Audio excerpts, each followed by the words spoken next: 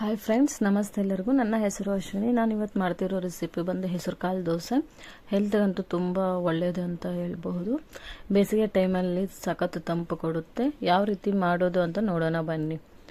2 cup ಆಗೋಷ್ಟು ಹೆಸರು ಕಾಳು, ಹಂಗೆ 2 ಕಪ್ ಆಗೋಷ್ಟು ಅಕ್ಕಿ ಹಾಕ್ಕೊಂಡು ಚೆನ್ನಾಗಿ ತೊಳ್ಕೊಬೇಕು. ತೊಳ್ಕೊಂಡು ನೆನೆದಾದ್ಮೇಲೆ ಮಿಕ್ಸಿಗೆ ಹಾಕ್ಕೋಬೇಕು. ನೈಟ್ ಫುಲ್ ನೆನೆಯಕ್ಕಿಡಿ, ಆವಾಗ ಚೆನ್ನಾಗಿ ನೆನೆಯುತ್ತೆ.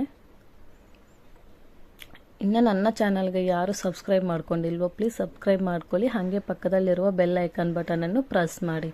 ಇವಾಗ ಮಿಕ್ಸಿಗೆ ಹಾಕ್ಕೊಳ್ಳಿ. ನೈಟೆಲ್ಲ ಫುಲ್ ನೆನೆಯಕ್ಕಿಟ್ಟು ಮತ್ತೆ ಮಿಕ್ಸಿಗೆ ಹಾಕ್ಕೊಳ್ಳಿ.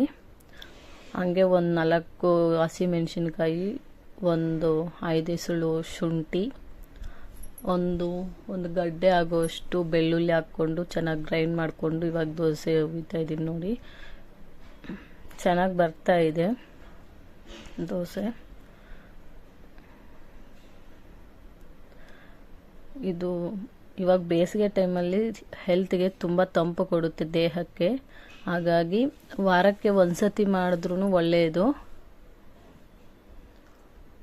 ನೋಡೋದು ಎಷ್ಟು ಚೆನ್ನಾಗಿ ಬಂದಿದೆ. ಅದ್ರ ಜೊತೆಗೆ ಕಾಂಬಿನೇಷನ್ ಆಗಿ ನಾನು ಈರುಳ್ಳಿ ಚಟ್ನಿ ಮಾಡ್ಕೊಂಡಿದ್ದೀನಿ. ನೀವು ಯಾವ್ದು ಬೇಕಂದ್ರೂ ಮಾಡ್ಕೋಬಹುದು.